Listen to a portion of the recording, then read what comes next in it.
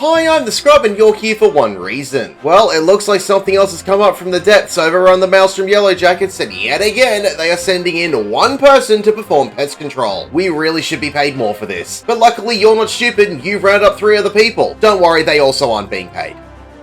Time to learn about Sastasha Hard. Simplified.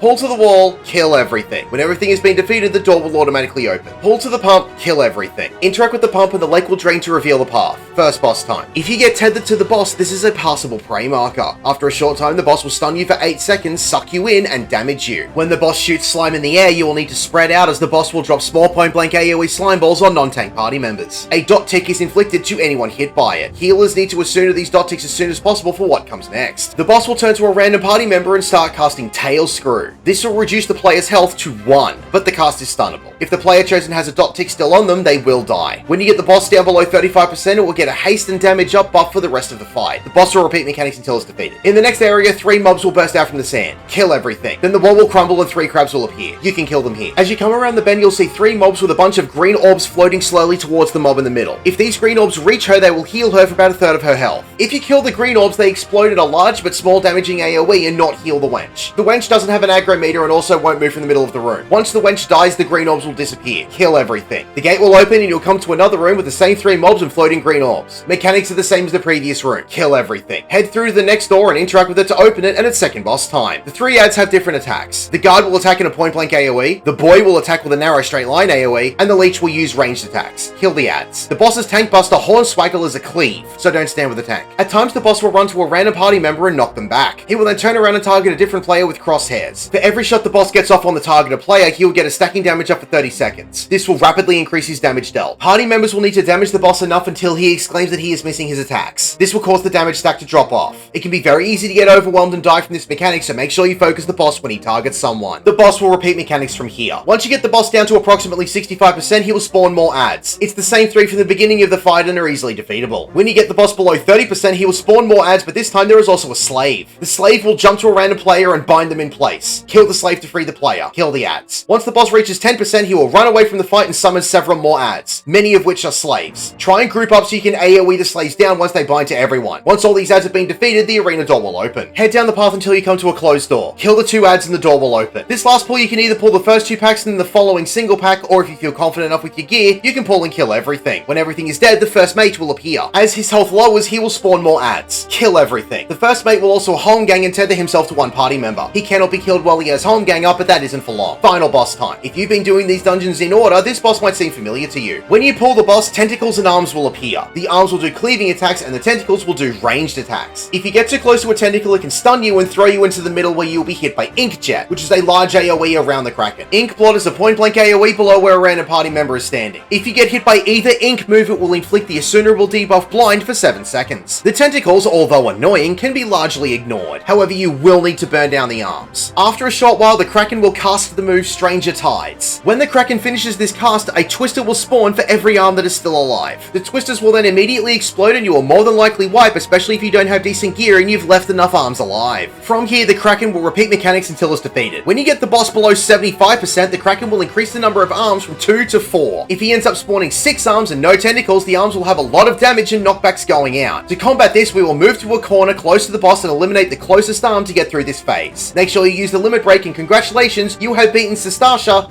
again. My name is the Scrub. Thank you for watching.